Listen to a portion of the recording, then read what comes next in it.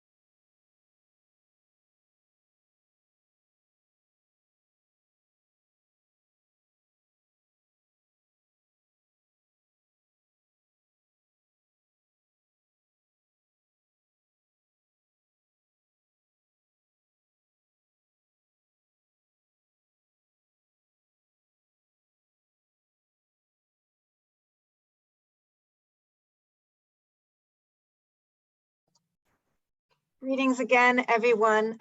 Thank you so much for joining us. Again, I'm Natalie McKnight. I'm the Dean of the College of General Studies at Boston University, and we are thrilled to have you here with us today for the Stanley P. Stone Distinguished Lecture. I'm pleased to say that I've attended every single one of the Stanley P. Stone lectures since they were founded in 1990, well, actually launched in 1990. So I am particularly grateful for alumnus Stanley P. Stone for generously endowing the fund that supports this series.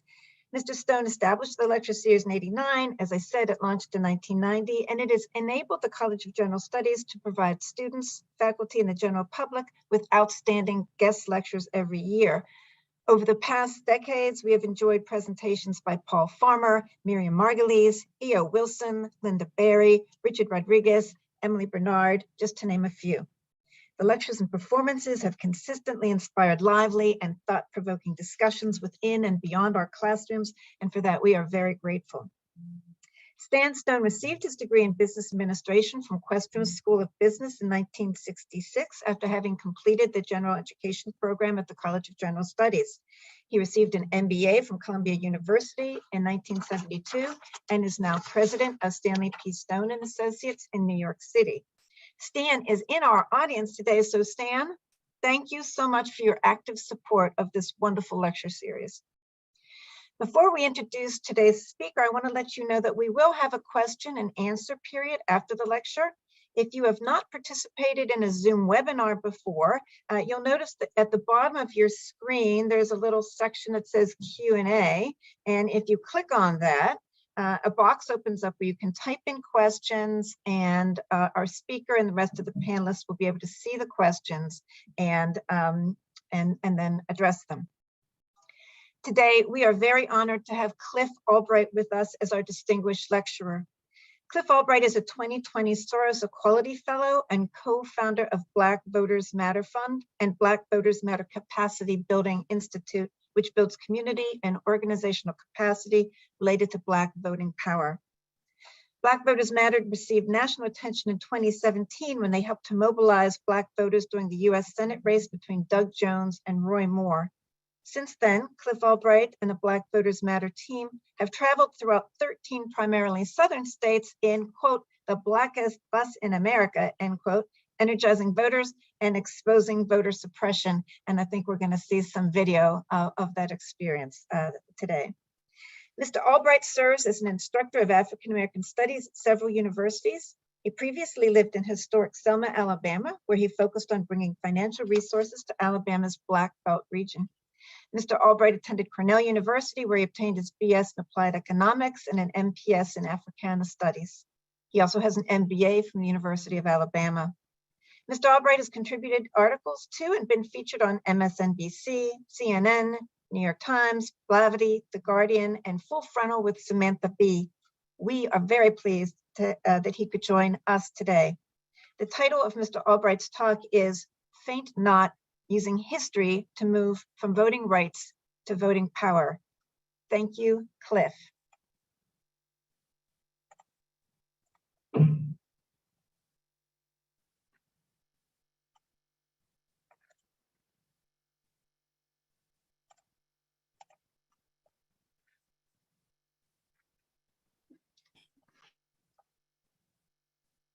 Oh, Cliff, you're still on, you're on mute.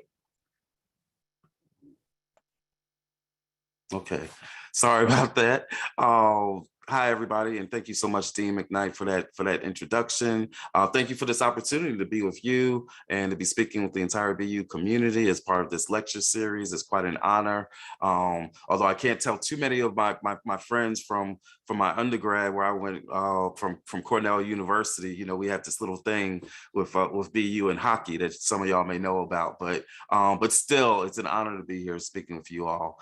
And yes, we're going to be talking about, like we said, faint not, and the battle for using our history to move from just voting rights to voting power. And before this discussion is over, I hope that it'll be a little bit more clear what the difference is between just talking about voting rights and voting power. But before we do that, I'd just like to give a little bit of background about me and what my journey has been to even get to this point, because I was not somebody who went off to college with the grand hopes of one day becoming a community activist, a voting rights activist. You know, I got introduced to activism on campus as an undergrad, getting involved in issues around race, around ethnicity, around financial aid, you know, being involved in campus movements that were trying to deal with threats that were being made in regards to campus and tuition and financial aid that would have threatened whether or not there would even still be Black students on Cornell's campus, issues like housing on campus. And so this was really where I got my introduction to being a social justice activist or being a student activist. And so, you know, I love to be able to come back and speak to students, you know, at universities, because I always say that just about everything that I've learned about organizing, I really learned as a student activist. And so that was really what my introduction was. And then when I got out of school, I decided to continue that work, to continue doing community organizing, although not as my main my main, you know, way of living. I was actually working in international development in Washington, DC, and dealing with issues, dealing with African development and other countries. But in my private time, I would remain a community activist working on a range of issues in Washington, DC, including homelessness, including police accountability and police brutality, including housing issues. But I wasn't into electoral organizing, not until I moved to Alabama, not just any place in Alabama. I moved to historic Selma, Alabama. Some of you may know the history of Selma, Alabama, the history of Bloody Sunday, the role that the Selma movement and the Alabama movement played in even creating a Voting Rights Act. We'll talk about that a little bit more in a minute. In fact, we'll be going back to, many of us, thousands, dozens of thousands, will be going back to Selma in just a couple of weeks, because the anniversary of Bloody Sunday and the Selma to Montgomery March, that is coming up in just a couple of weeks in March, the first week of March. And let me just give a little bit background on that for those who don't know that history of Bloody Sunday in Selma, Alabama. Some of you may have seen the images. In fact, anybody who's familiar with the story of John Lewis, right, the congressman who passed away in 2020, if you're familiar with his story, you know that John Lewis and hundreds of other people in Selma were walking across a bridge in order to go from Selma to Montgomery, when they got to the foot of that bridge and they were presented by rows, dozens of not just local police, but state troopers and county sheriffs and sheriff's deputies.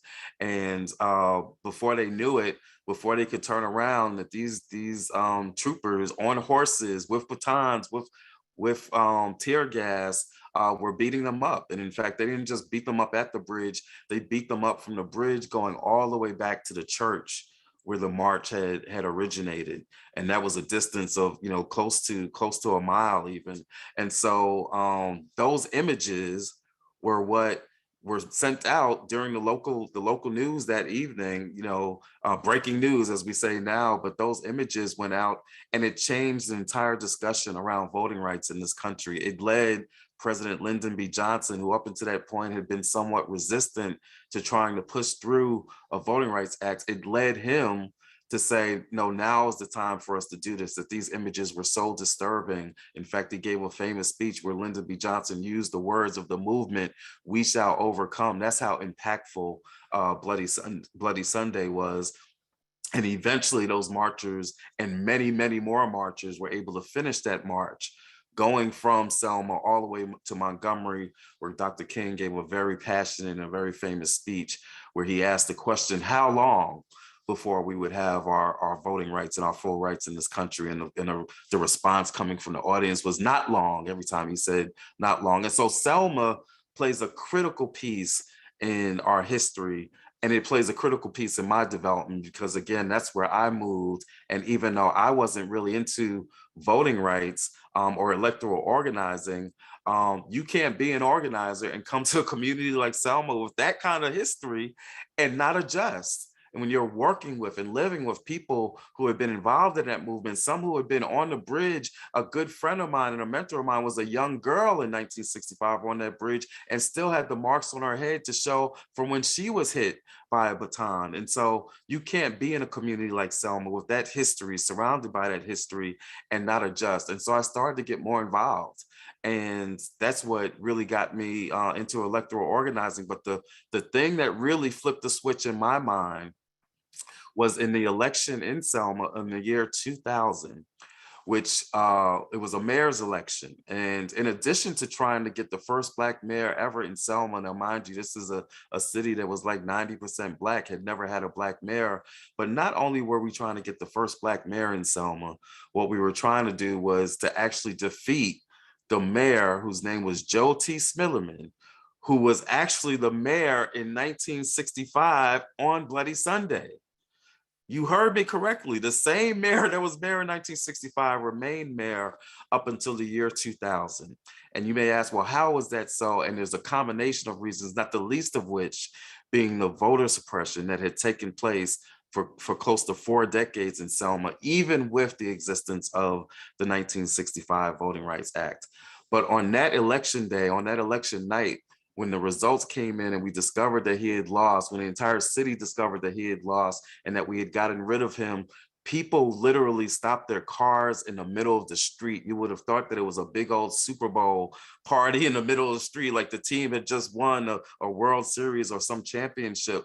People stopped their cars. People got out of cars, were on cars dancing. People were in the streets dancing and crying. It was just jubilation. And when I saw that release, when I saw what the power of an entire city coming together and saying, in spite of this history, we're going to come together and use our power, that's when I recognized how much power could be in electoral organizing, especially when it was done correctly. And so that was my introduction to electoral organizing. I haven't really looked back since, including years later when I would come together with a dear friend of mine, Sister Latasha Brown, and we would create this organization called Black Voters Matter, which is what we do now. And we go all around the country talking to, especially in Southern states, but we go around the country partnering with local groups, mobilizing voters. As Dean McKnight said, we drive around sometimes on these bus tours in what we call the Blackest Bus in America.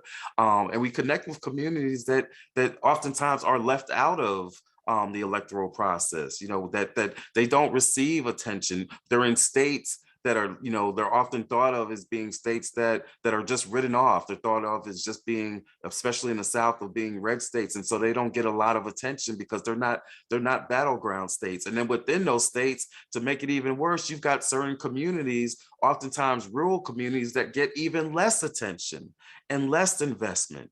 And there's an assumption that there's no real organizing going there, that the people that are fighting for justice there, that they must not be that advanced, because if they were, then they'd have more stuff, right?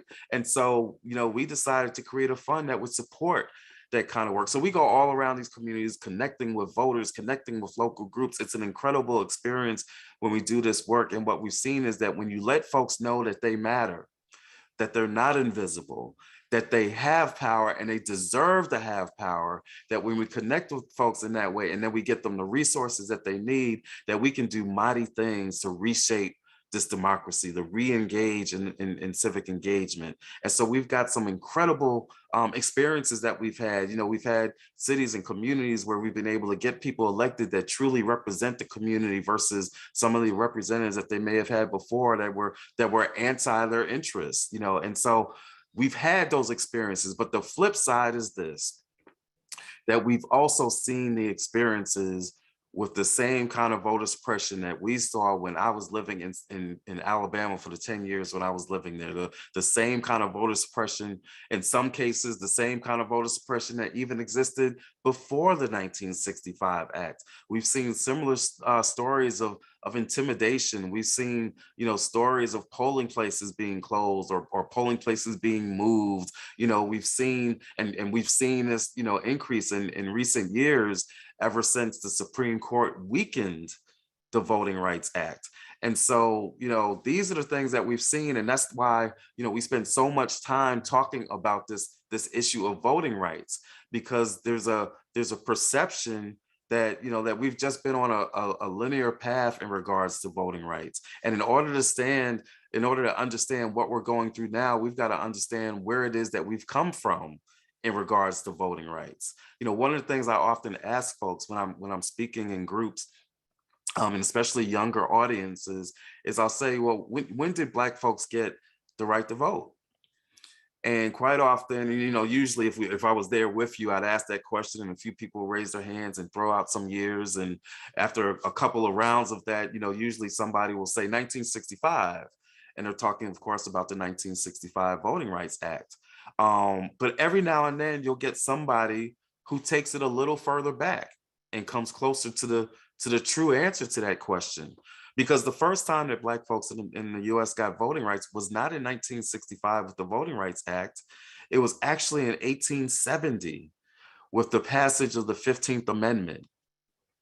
And that amendment, which this was part of the post-Civil War Reconstruction Amendments. You had the 13th Amendment, which ended slavery. You had the 14th Amendment, which granted citizenship.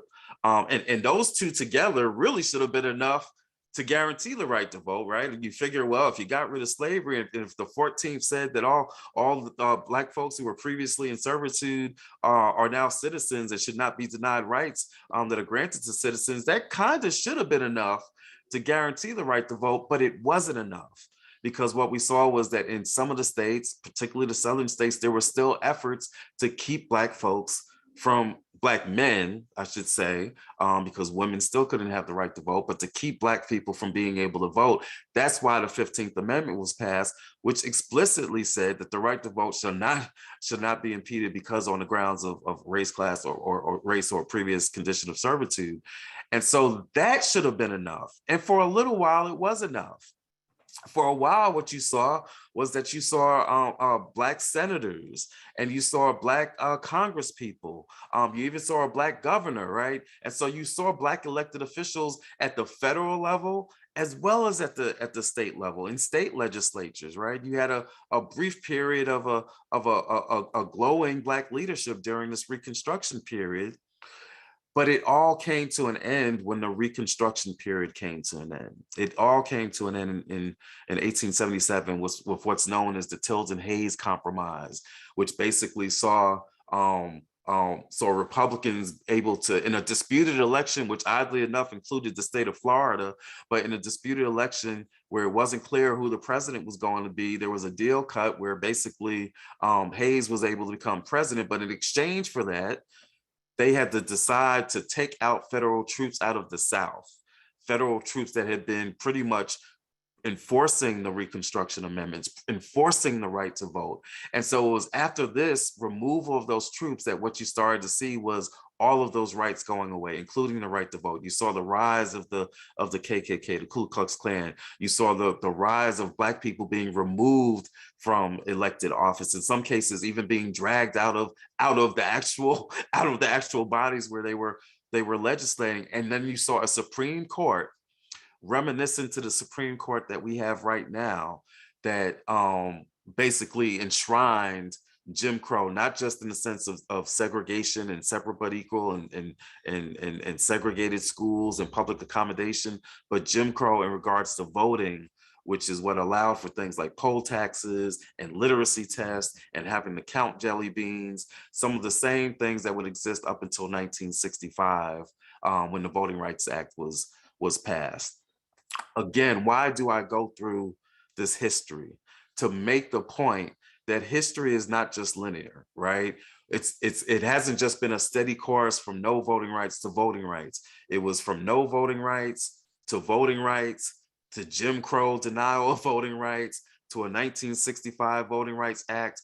And slowly but surely since 1965, what we've seen, especially in the past 8-9 years since the Supreme Court started weakening the Voting Rights Act, what we've seen is history going in the opposite direction. Again, we've seen photo ID, we've seen closing of polling places, we're seeing increased gerrymandering. In fact, the Supreme Court just this week issued another decision in regards to gerrymandering taking place in the state of Alabama, where although Black people make up 27% of the population, we only have 1 out of 7 seats, which basically amounts to 14% representation in the state, literally half of what we should have. And the Supreme Court has essentially given a green light to such maps in Alabama. And so, we're seeing attacks on the Voting Rights Act. It was weakened 2013 in the Shelby decision, which was a decision which weakened and took away what we call the pre-clearance clause of the Voting Rights Act.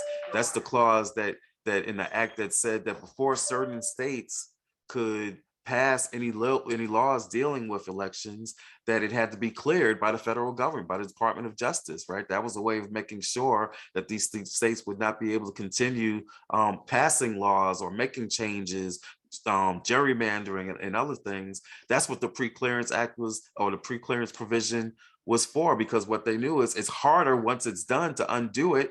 And so make these states have to get those things pre-cleared by the federal government. That was taken away 9 years ago by the Supreme Court. And then more recently, over the past year or two, other parts of the Voting Rights Act have been taken away by the Supreme Court. And so what we're seeing is that we're going backwards in regards to voting rights. And then ever since last year, and the insurrection and the big lie, right, that has led many states, 49 states that tried to pass some form of a voter suppression bill, 19 states that actually passed laws, 34 laws in those 19 states. And that was last year.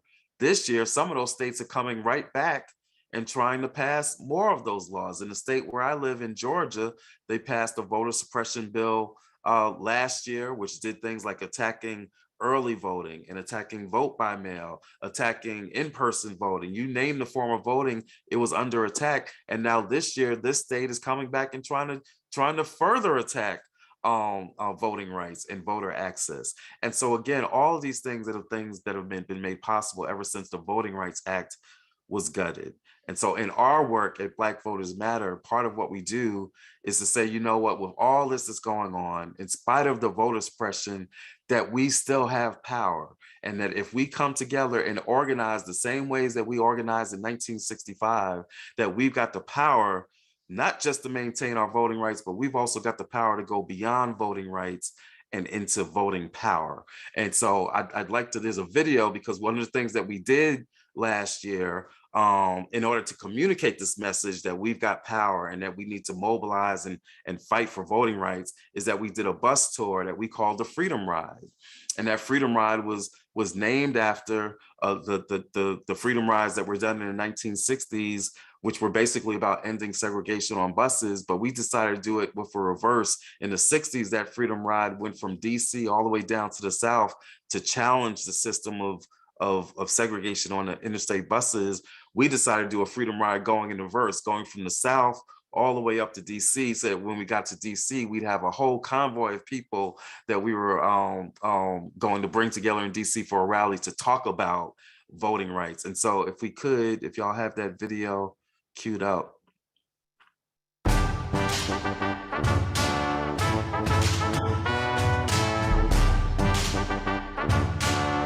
Setting off our Freedom Ride for voting rights. So we're down in New Orleans, we're in the historic neighborhood of Tremaine. Everybody is a freedom rider. Even if you're not getting on the bus, you're still a freedom rider because you're on this bus on this journey that we are taking towards voting rights and liberation. What's going on, Mississippi? We are the heart and the belly of this movement. I am a freedom rider.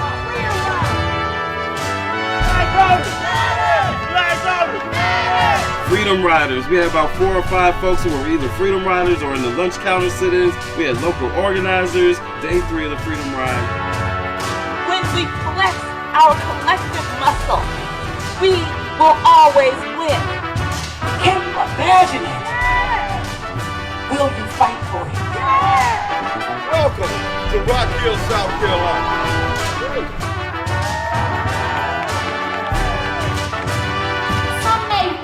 Others may crawl, but we're all trying to go in the same direction.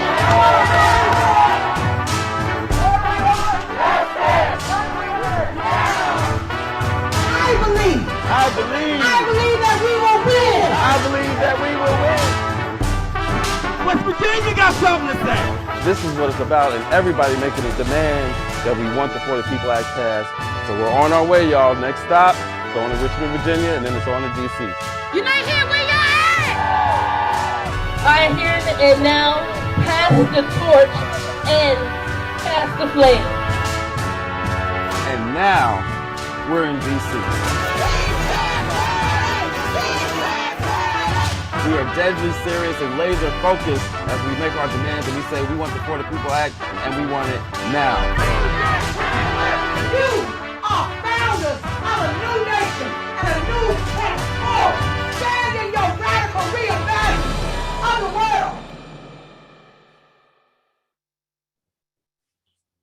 Thank you for that. So yeah, I hope a couple of things came across in that video. One is that although we are very serious about the work that we do and we deal with some serious issues, we also believe in having some fun, right? That we always believe that you got to find a way to insert some Black love and Black joy and some Black culture into everything that we do. At the end of the day, that was important even during the movement, right? And we consider ourselves students of the Civil Rights Movement, where you wouldn't have a community meeting, a mass meeting that wouldn't have some song involved. You know, most of the times it would be at a church and you have some singing, the choir or the freedom singers, right? But that there was always some culture involved. And we believe that, and we try to incorporate that in all our work. So if you see us in some of these videos where you see us singing or dancing, doing a little electric slide or something like that, it's not because the work isn't serious, but it's exactly because the work is so serious that we've got to find that space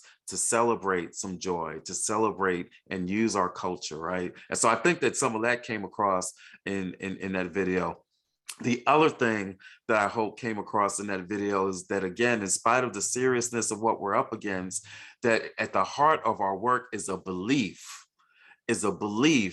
that we will win, right? And that belief is based on a lot of things. Sometimes it's based on faith. Sometimes it's based on spiritual faith. Sometimes it's just based on our faith and our history, right? In the history and the ancestors whose shoulders that we stand on. But that you've got to have that belief. That, in fact, is why I wanted to name the title of this session, of this lecture. I wanted to start it by saying, faint not, because for the past few weeks, even though we had a vote a couple of weeks ago in the U.S. Senate, where they were actually voting on voting rights. You heard us talking about the For the People Act in that video. Since that time, the name of that act had been changed to the Freedom to Vote Act, and it had been changed a little bit, but that was the vote that took place a couple of weeks ago in the Senate, where unfortunately, once again, it could not receive a full vote because of this thing in the Senate called a filibuster. It's a rule that says that in order to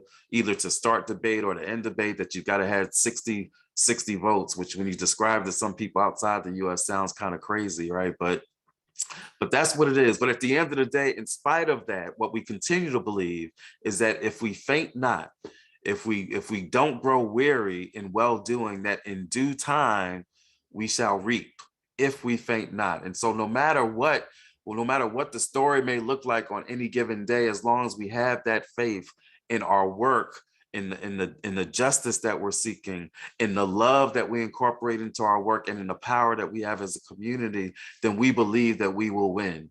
And if I was there with you, I might even have people to repeat that I believe that we will win. And so that's what's at the heart of our work. So I hope that video gave you a little bit of a sense of that. And then the third thing that I hope came across in the video that goes right along with that faint not, that goes right along with that belief, is that we've got to reimagine. You heard my dear friend Latasha's talking about, can you imagine it? There's a lot of solutions to this challenge that we have in regards to voter suppression and voting rights and representation. And some of those involve legislation, right? It involves getting protections back that we have in the Voting Rights Act. Some of that might involve even changing the nature of the courts, right? There's a whole discussion going around about the need to expand the court, how when you're in such historic times as what we're in, and you've got such a partisan court, that is really unapologetically and blatantly acting in a partisan manner, that the only way to correct that is to add justices to the Supreme Court, which has been done in history before. The court did not start with the numbers that it has currently, and it's been changed several times throughout the history. That number is not written into the Constitution. And so there's some discussion around changes like that, about the makeup of the court, either the number on the court or the terms, a tenure period for the members as opposed to lifetime. But there's those discussions that are taking place. But I would make the case that we've got to be even more radical in our reimagining, that we've got to more completely reimagine what this democracy looks like, right?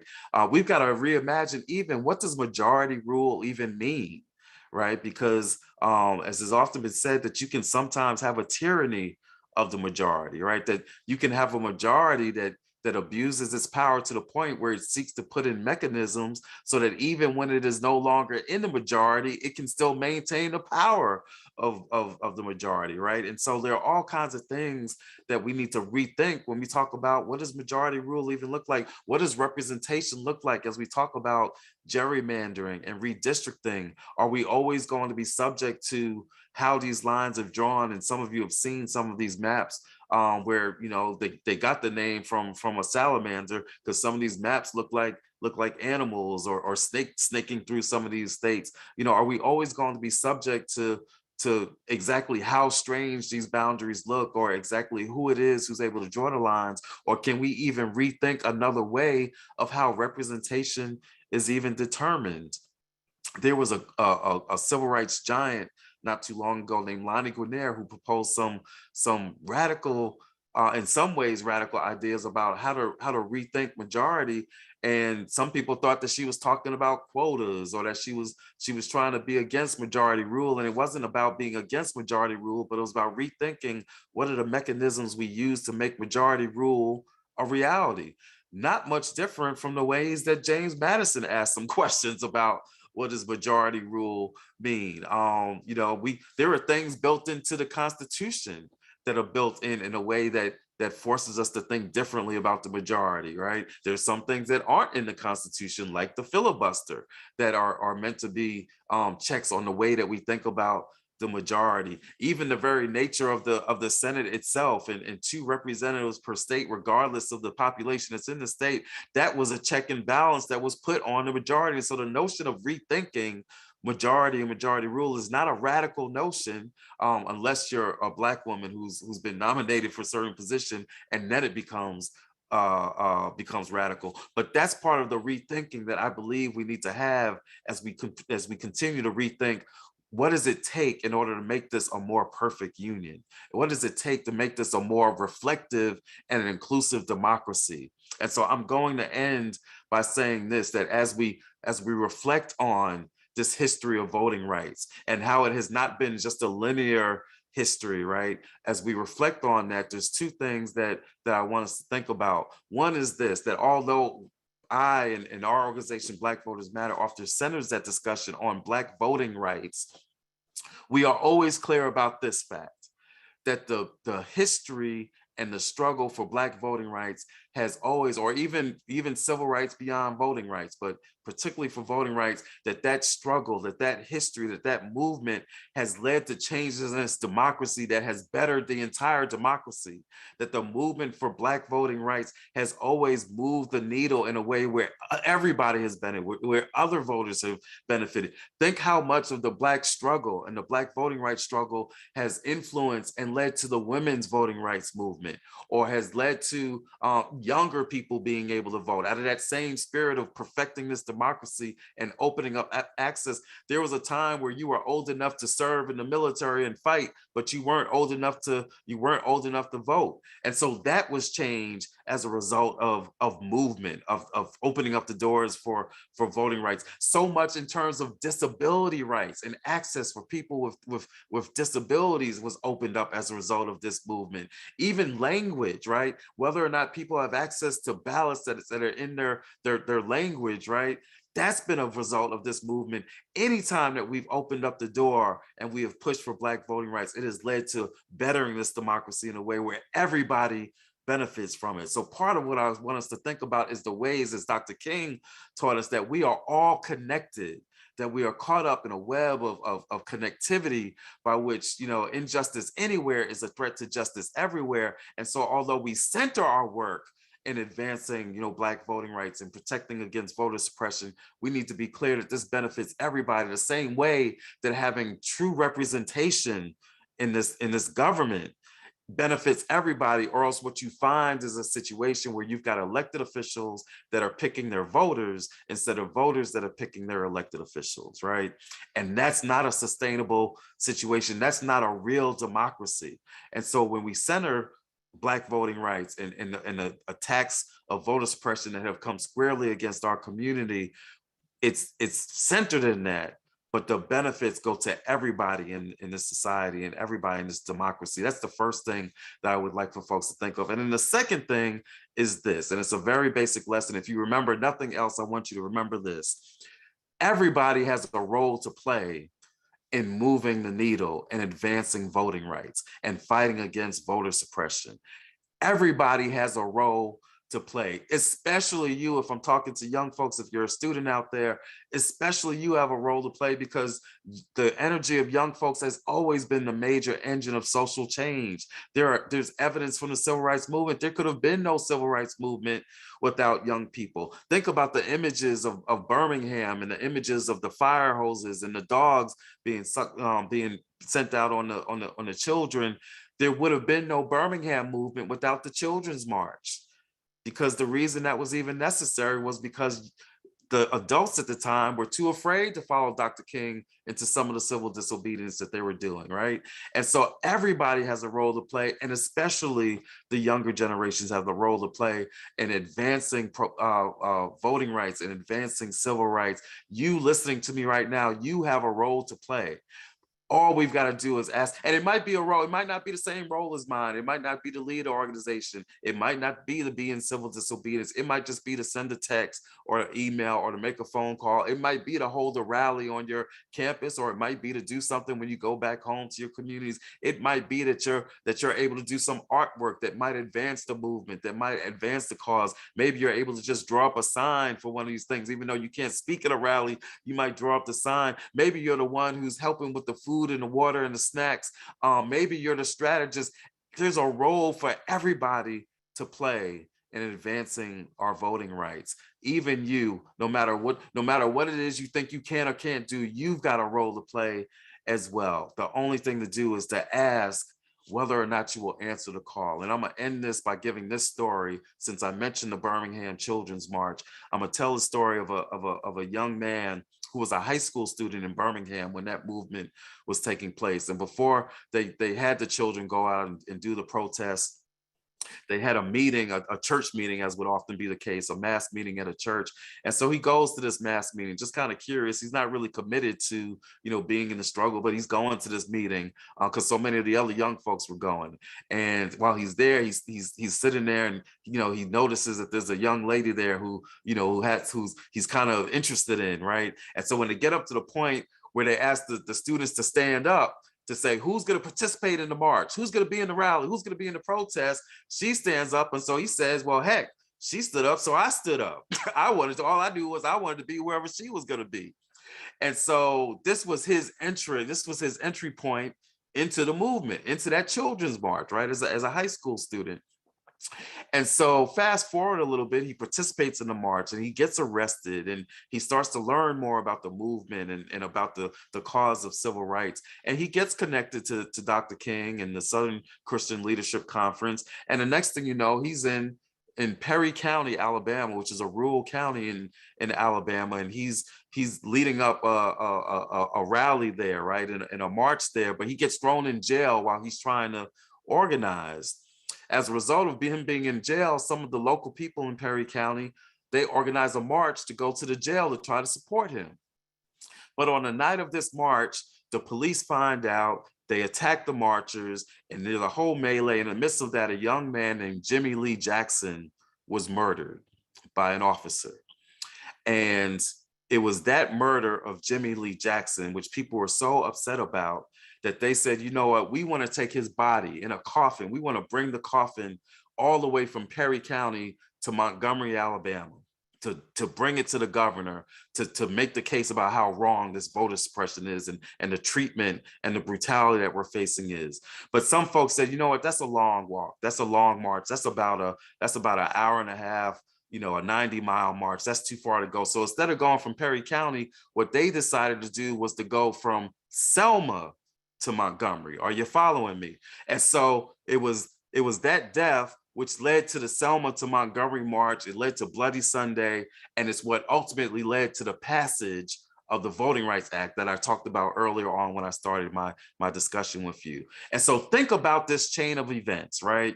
If not for this young man, and his name was James Orange, he would eventually become Reverend James Orange, because he would commit his life to civil rights activism and to labor organizing. But if this young man had not gotten involved in that Birmingham movement, then he would not have wound up in Perry County. If he doesn't wind up in Perry County, the unfortunate death of Jimmy Lee Jackson may not have happened. But if that unfortunate death had not happened, we may not have had Bloody Sunday and the Selma to Montgomery march, and we might still not have a voting rights action. This is a chain of events that started because young man decided to get involved. Now, whatever his reason may have been for getting involved, your reason might be different. But the question I need you to ask is, what is the chain of events? What is the history that can be made by you taking one decision that says, I'm going to get involved. I'm going to stand up.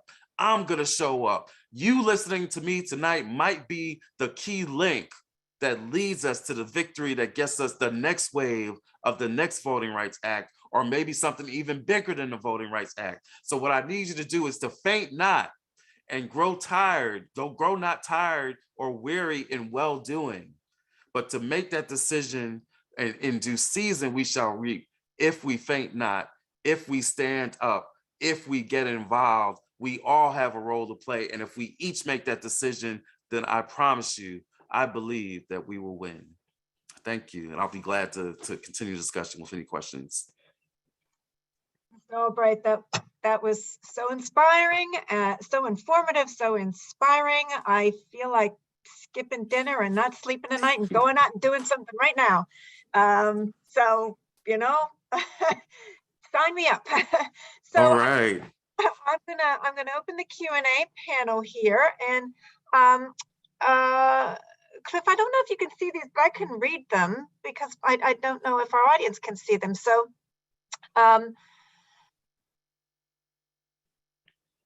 I can see. Giving voting rights have regressed in recent years. Would it be better to return to the exact rules in earlier years, like 2018, that could get through the current political structure, if one could actually do that? Yeah, well, we'd have to go a little bit further back. We'd have to go back to before the Supreme Court gutted at least Section 5 of the Voting Rights Act, which was in 2013. That would be better than the situation we're in now, where right now we don't have the pre-clearance provision, right? So states are able to pass all these laws and they don't have to get pre-cleared by the Justice Department. And we don't have, we have little of Section 2, which is what gives the Justice Department the ability, or other courts even, the ability to look at some actions that the states have taken, like the maps in Alabama that I talked about earlier, to be able to look at that and say, you know what, this map looks like an unfair dilution of Black voting power. And so right now, those two elements really don't exist. And so we'd have to at least go back to 2013 before the current Supreme Court started to gut the Voting Rights Act. But I want us to think even more imaginatively, right? I think we don't want to just go back to that, because there are things that we need to add in that weren't in the 1965 Voting Rights Act. Some of that stuff is in the current legislation that's pending. For example, the 65 Act didn't really deal with overturning elections, which is part of what we're seeing now, where you're seeing that some of these states are passing laws that will make it possible for a partisan state legislature to ignore the results in their state and say, you know what, I don't like those results. We're going to get rid of those votes. We're going to get rid of this one county's results. We'll change the numbers. Literally, basic the thing that the former president was asking the Secretary of State of Georgia to do. Some of these laws would make that be possible. And so there are new elements of voter suppression and election subversion that need to be dealt with that aren't even in the existing 1965 Act. And so there's some new things that need to be thrown in to make the situation better. So we don't want to just go back to pre-2013. We want to actually move forward and not be having to defend voting rights, but even thinking about how can we be more expansive and do this even better. And guess what?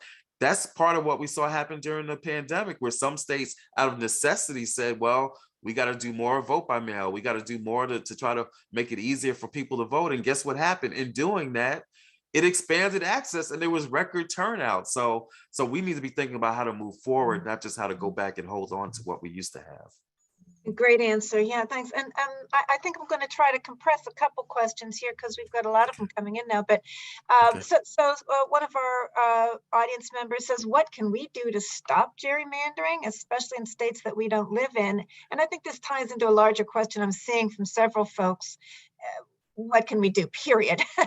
Well, and I think you've got us all fired up and ready to go, but what are some of the specific things we might do? But let's start with gerrymandering, which is deeply disturbing, and you characterized that very well.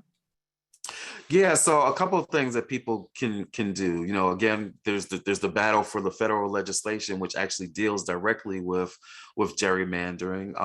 One solution that they deal with is by having, instead of it being a partisan process, that it's done by independent commissions, right? And so there's things within the federal legislation that would prevent partisan and racial gerrymandering. So getting that legislation passed is a part of the answer. And there are things that, I'll say in a second around what people can do to work on that. We're actually our organization is doing a campaign that we call 1 Million Voters for Voting Rights, where people can get involved and pledge to take actions. And then we forward you different actions that you can take. Anybody who's interested can send us a text. You can text voting rights, one word, voting rights, to 25225. I think I got that right, 25225.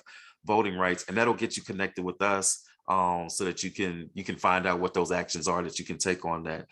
Along with that, though, I'll say this: you don't have to connect with us. Connect with another organization that's doing this, right? Connect with another national organization. League of Women's Voters has been doing some incredible work. People for the American Way, NAACP, Stand Up America. I mean, there's lots of organizations that are in this fight for voting rights. And so connect with one of those organizations. It doesn't have to be us. Connect with a local organization in your state, in your city that is dealing with these issues, dealing with expanding access and fighting for voting rights, but connect with somebody, because that's the key to how we get victory. The more united we are, the more organized we are, the easier it is. And so again, if you don't know who to connect with, you could reach out to us and we'll let you know, depending on where you live. We'll tell you somebody else that you might be able to connect to, but get connected to somebody and get connected at the local level, because part of the success around gerrymandering, and we're doing this right now in Louisiana. Our bus is in Louisiana right now doing a multi-day bus tour to raise awareness about redistricting and the maps that are being drawn. A lot of that is going on at the state house, at the state capitals. So even in your own state, just getting involved and going to the state capitol, taking part in some of those hearings. Now, I'm gonna warn you, sometimes they do those hearings in a way where they say they want public input, but they don't really want public input. In fact, right here in Georgia, one of my colleagues was saying that for the public input on one of these pieces of legislation, they were limiting the input to 1 minute.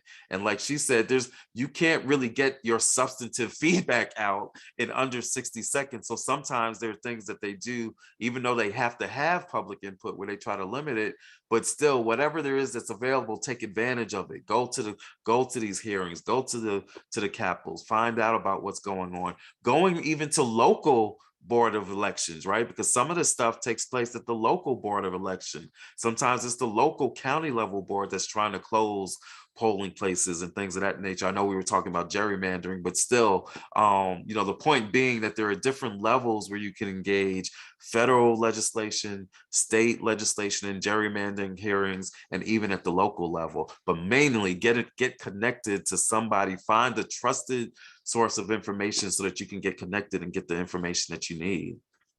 Great advice, and thank you for really pointing out the importance of local politics, because I think we often don't hear about local politics much in the news, and then we don't think of it as important, but that is often where these things begin, and that's where you can sometimes have the most influence. But then if you do both, if you do that and get involved locally, then join the national organizations, then you're kind of working both ends. So great.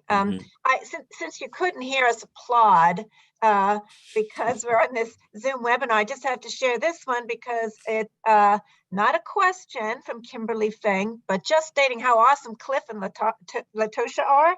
I had the privilege of hearing, is it Latasha, I think, give a keynote speech. Latasha.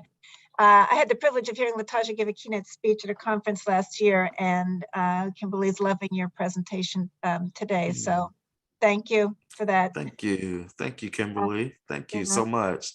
Okay. And Latasha sings much better than I do, so I'm not gonna torture you with a song the way she would. No, we could have a sing along. I love that. Okay, so this is a good one because we have so many students on board, probably a few hundred actually. You mentioned that you realized what you wanted to do with your life while you were in college, because we're all about that age. Not everyone, but a lot of students are on with us right now. What can we do to expand voting rights as college students?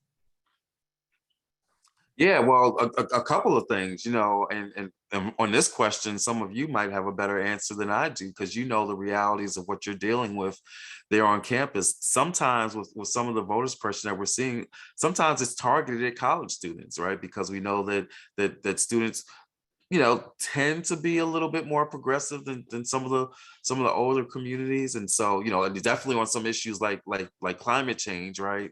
You're definitely more concerned there. And so sometimes these provisions are targeted at students. For example, in some states where, say, it's easier, Texas being one, where it's easier for you to not just easier, but it's possible for you to use your gun permit as a source of ID, but you can't use your student ID as a source of ID to be able to vote. I don't know if that's what the situation there is in Massachusetts, but we have some states that are like that, where they make it harder for students to vote. We have some states or cities that, they carve up. I've been on campuses where one half of the campus had were in one district and another one was in a whole nother district, and they had two completely separate polling places that they had to go to, and neither one was very convenient.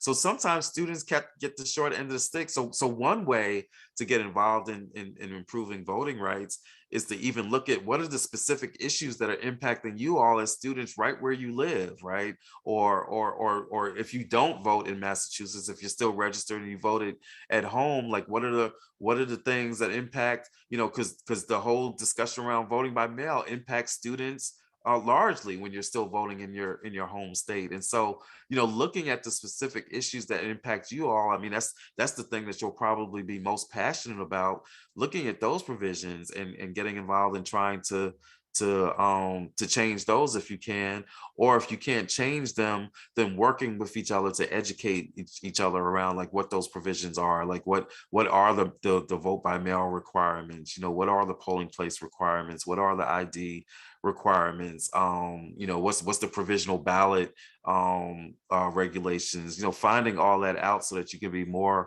being more informed just about the voting process altogether. But I think definitely that there are issues affecting campus students in particular that, I think are a natural source for people to start to organize around and do some education around and start trying to impact some policy on that.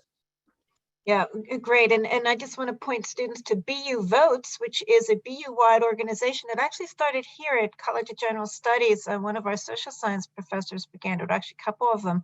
And we have regular voter registration drives here where we help students register to vote either here or in their home state. And I didn't see anything as crazy as what you said, Cliff, about Texas, but I know in some states like Florida, it is really very difficult to register to vote. You have to, it's like every single county has a different requirement, and most people don't, and you have to register by county, and so many people don't even know what county they live in. That's So right. yeah, it's nuts. So from Christopher Rhodes, who was kind enough to suggest that we invite you. So thank you, Christopher. He said, great talk. You mentioned how the images of police violence against Black marchers in Selma, Birmingham, et cetera, helped change the minds of people across the country and even convinced President Johnson to fully support the Voting Rights Act. How do current voting rights activists convince the rest of the country that state voting laws aren't just Black issues, but issues that everyone should care about in order to move the needle, as you said, to everyone's benefit? Yeah, it's a great question, and definitely want to say hi to Professor Rhodes. There's two ways of answering that in terms of how to connect those dots, right? One is, how do we connect the dots between why it's important, and then how do we connect the dots in a ways that just kind of raises the awareness and gets people motivated into getting involved, much the way as the question suggested, the Bloody Sunday did during 1965. So let me take the first part first.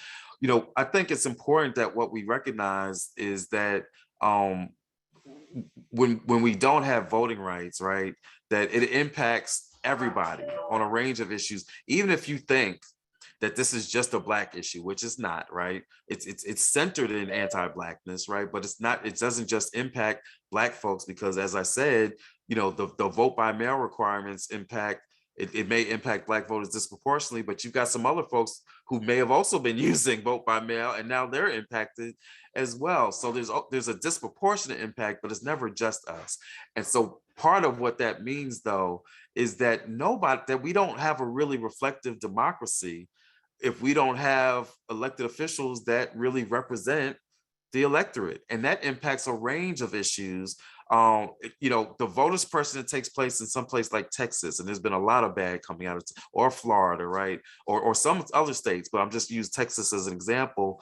That voter suppression has led to what? It's led to COVID running out of control, right? So even if you're not a Black voter that was impacted by the voter suppression, you are somebody who's impacted by a governing body that has failed on health issues, that has failed on their electrical grid in Texas, which has literally led to people dying when they lose power because of bad weather.